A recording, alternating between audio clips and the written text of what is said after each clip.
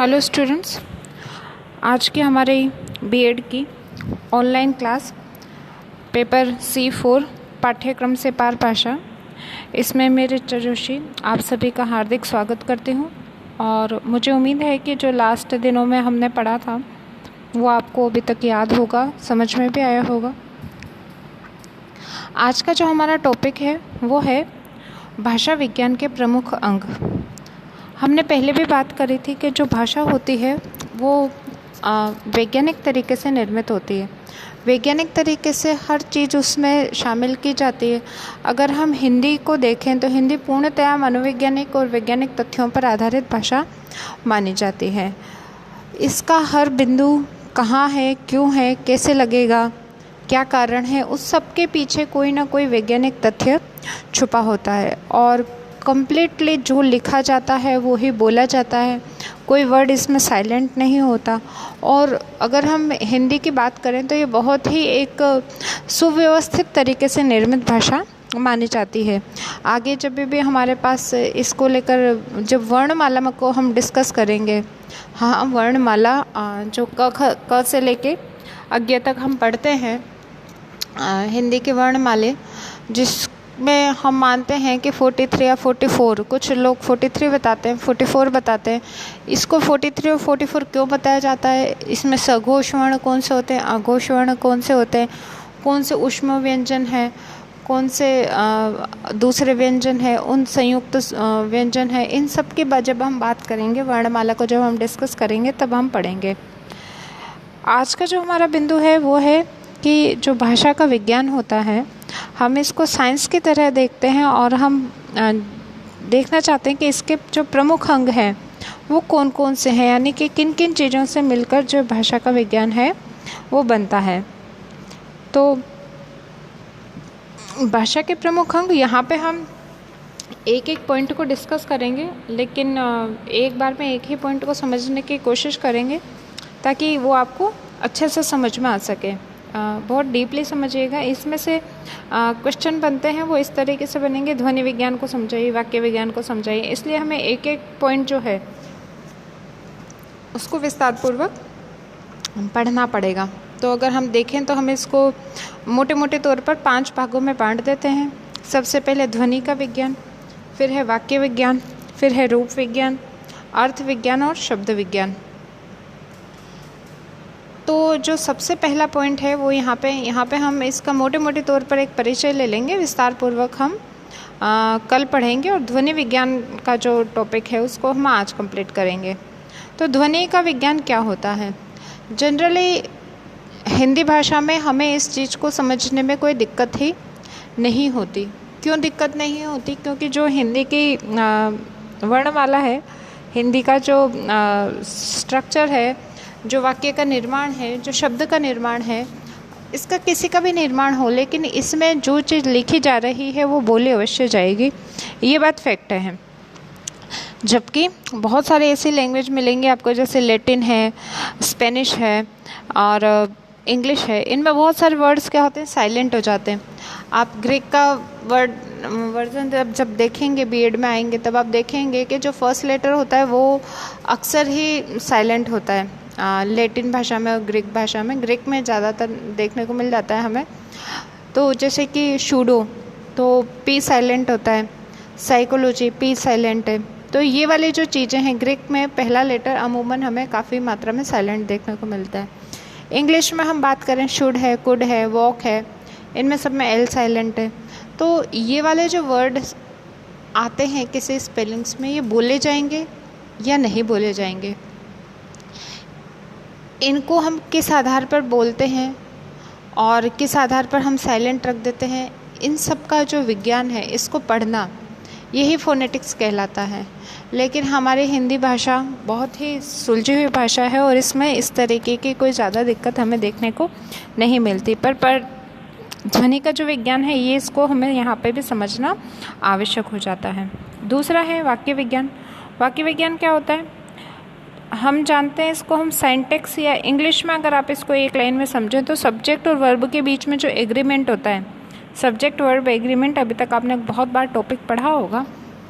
इससे रिलेटेड जो टॉपिक है सब्जेक्ट और वर्ब का एग्रीमेंट, जैसे आप हिंदी में इसको यूँ समझिए कि अगर स्त्रीलिंग है तो जा रही हूँ आएगा, पुल्लिंग है तो जा रहा हूँ आएगा, और न्यूट्रल लिंग है यानी कि नपुंसक लिंग है तो उसमें जो भी नॉर्मल लगता है वो लग जाएगा। तो इस तरीके से जब हम देखते हैं तो बहुवचन है तो रहे हैं, सिंगल है तो रहा है, इस तरीके से जो डिफरेंसेस होता है सब्जेक्ट और वर्ब में, ये किस तरीके होता है, वाक्य निर्माण में हमें कौन कौन सी बातें ध्यान में रखनी है, ये सब हम जो चीज़ें पढ़ते हैं ये हम किस में पढ़ेंगे, वाक्य के विज्ञान में। फिर तीसरा पॉइंट है इसमें रूप विज्ञान। रूप से आप मॉर्फोलॉजी से समझ आइए कि जो भाषा का रूप होता है यानी कि जो शब्दों का रूप है उसका निर्माण कैसे होता है, उससे संबंधित जो भी हम बात करेंगे। भाषा को किस तरीके से बनाया जा सकता है, जैसे कि मान लो मूल शब्द है विद्या। अब मूल शब्द विद्या है तो विद्या में हमने एक शब्द और जोड़ दिया विद्या अर्थी, तो विद्यार्थी। विद्या का आलय तो विद्यालय। तो अलग अलग एक शिक्षा में जोड़ दिया, एक प्रति शिक्षण में तो शैक्षणिक। तो इनको किस तरीके से जोड़ा जाता है और इनके रूप को बदल दिया जाता है, इससे रिलेटेड जो भी हम चीज़ पढ़ेंगे ये रूप विज्ञान में पढ़ेंगे। फिर है अर्थ विज्ञान। अर्थ विज्ञान से आप ये समझिए कि किस चीज़ का किस तरीके से अर्थ लिया जाएगा उस पर्टिकुलर संदर्भ में, उस विशेष संदर्भ में कैसा अर्थ लिया जाएगा, वो अर्थ विज्ञान में शामिल होता है। और शब्द विज्ञान, इसमें भी शब्दों का निर्माण, उनको इस तरह से क्यों बनाया जाता है, किस में कौन सा प्रत्यय लगाना उचित रहेगा, इससे रिलेटेड जो भी चीज़ें हैं वो हम शब्द विज्ञान में पढ़ते हैं। तो आई होप आपको ये बात समझ में आ रही होगी कि जो एक भाषा होती है वो सिर्फ एक ही चीज़ से हम सेंटेंस बोल देते हैं, इतना डीपली क्या है हम सोचते नहीं, खासकर मातृभाषा के लिए। मातृभाषा में हमने कभी सीखने की कोशिश नहीं की कि सब्जेक्ट और वर्ब के बीच में किस तरह का एग्रीमेंट होता है। लेकिन अगर हम इंग्लिश की बात करें तो हमें 10 बार उसमें पढ़ना पड़ता है कि कौन सा रूल कहाँ लगेगा, तब जाके वो एग्रीमेंट बनेगा या वो सही रहेगा अपना क्वेश्चन।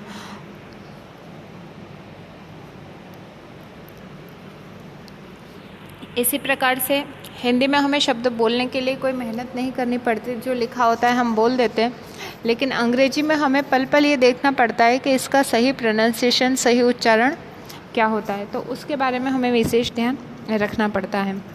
और मॉर्फोलॉजी, रूप विज्ञान, उसका रूप कैसा है, सिमेंटिक्स, उसका अर्थ क्या है, शब्द कैसे बन रहे हैं, इन सारी चीज़ों को जब हम मिलाते हैं तो ये एक भाषा का निर्माण करती हैं। बहुत सारी चीज़ है, ध्वनि मिलती है, वाक्य मिलते हैं, उनका रूप बनता है, उनका अर्थ निकलता है और ये शब्दों से मिलकर बना होता है। तो कुल मिलाकर अगर आप देखें तो ये विभिन्न चीज़ों से मिलजुल कर एक भाषा तैयार होती है। तो आज का जो हमारा टॉपिक है वो है ध्वनि विज्ञान।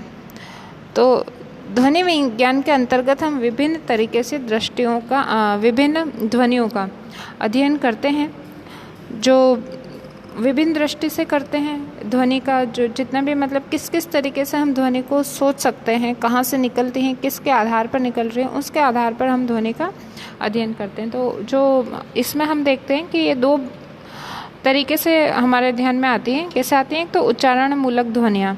उच्चारण मूलक से मतलब है कि जो उच्चारण के आधार पर ध्वनियों को पहचानते हैं। इस उच्चारण मूलक ध्वनि के अंतर्गत हम मुख विचार, नासिका विचार, ध्वनि यंत्र और ध्वनि के उत्पन्न होने की और श्रवण, ये सब इसमें आते हैं। तो जैसे कि हम मुख से देखते हैं तो मुख से में बहुत सारे व्यंजन इस तरह से बनते हैं, जैसे दंत्य, ओष्ठ्य, तालव्य। तो ये जो सारी चीज़ें हैं, काकल, तो ये जो मुख के अंदर जितने भी चीज़ें हैं उनसे संबंधित जो ध्वनियाँ हैं वो कौन सी ध्वनि कहाँ से निकल रही है, इसका भी पर्टिकुलर हम एक एक जो चीज़ है इसको विस्तार रूप में पढ़ेंगे। लेकिन ये हम पढ़ेंगे वर्ण विचार, जब हम पूरा पढ़ेंगे तब हम इसमें पढ़ेंगे कि कौन सा व्यंजन कहाँ से निकल रहा है, कितना उसमें जोर लग रहा है या किस तरीके से हम उसको बात कर रहे हैं। ये सब हम वहाँ पे डिस्कस करेंगे। जो यहाँ पे हमें डिस्कस करना है वो ध्वनि के बारे में करना है। तो ध्वनि एक होती है उच्चारण मूलक, उच्चारण का मुख से हो रहा है, नासिका से हो रहा है। जैसे चंद्र बिंदु का जो उच्चारण है वो नासिका से होगा। तो इसके बारे में जो हम अध्ययन करते हैं वो सब इसमें शामिल किया जाता है। मुख का विचार, नासिका का विचार और ध्वनि यंत्र, जैसे एपिग्लोटिस होता है जो अंदर काकल होता है, उससे उत्पन्न होने वाले स्वर, तो ये सब इसमें शामिल किए जाते हैं। फिर है ध्वनि प्रक्रिया। इसके अंतर्गत दूसरा उपविभाग आता है ध्वनि परिवर्तन या ध्वनि विकास के कारण दिशाओं में विवेचनात्मक अध्ययन होता है। तो ध्वनि किस तरीके से परिवर्तित होती है, उनका किस तरीके से विकास होता है, तो उसमें अलग अलग दिशाओं के आधार पर हम इसका अध्ययन करते हैं।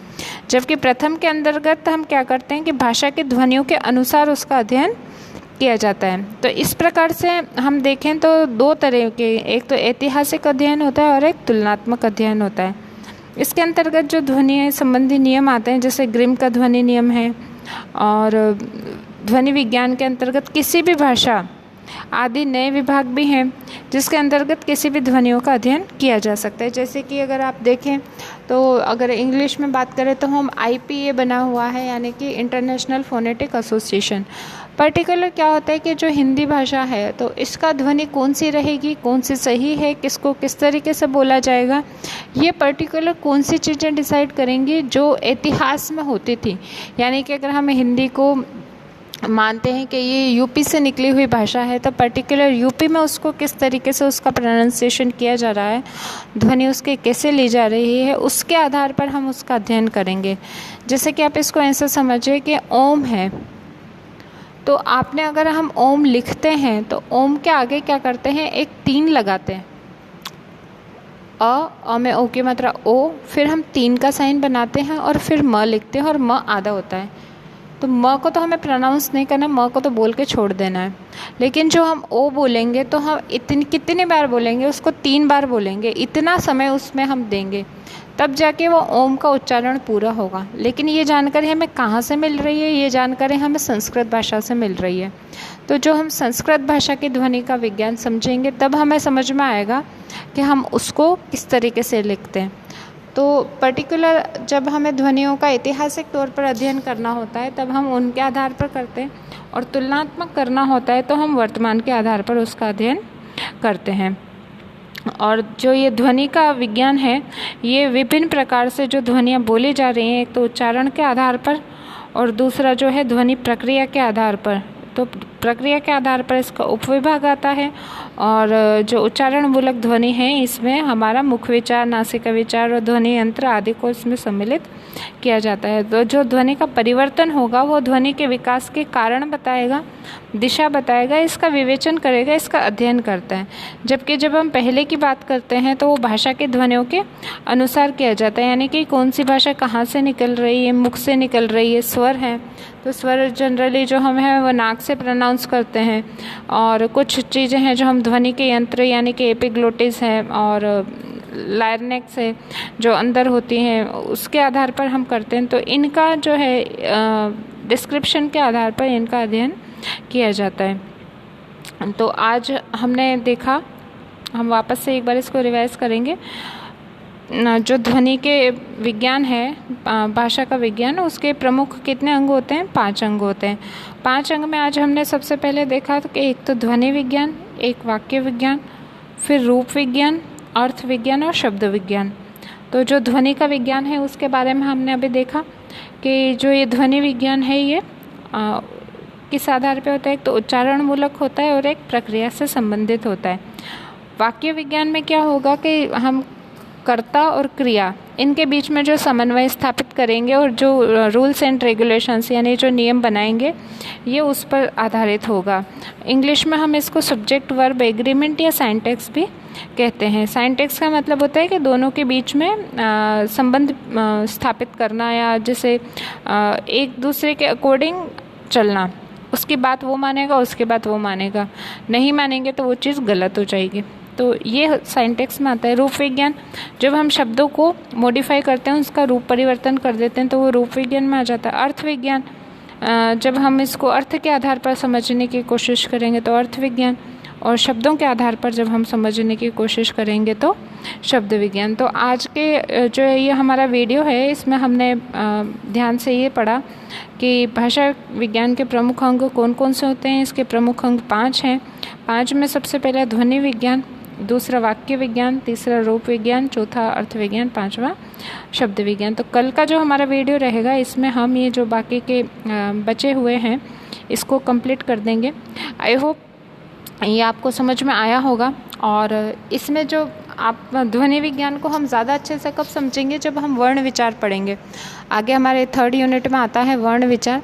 तो वर्ण विचार में एक एक वर्ण, जैसे क है तो वो घोष है अघोष है, किस तरीके से उसका निर्माण होता है वो पढ़ेंगे।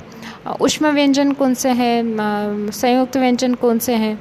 तो इन सब का जब अध्ययन करते हैं तब हमें जो ध्वनि विचार है ये बहुत अच्छे से क्लियर हो जाता है। और आई थिंक ये भी आपको क्लियर हो गया होगा। और अगर इससे रिलेटेड कोई क्वेश्चन या क्वेरीज है तो आप मुझसे पूछ सकते हैं। आज के हमारे इस वीडियो में इतना ही। Thank you.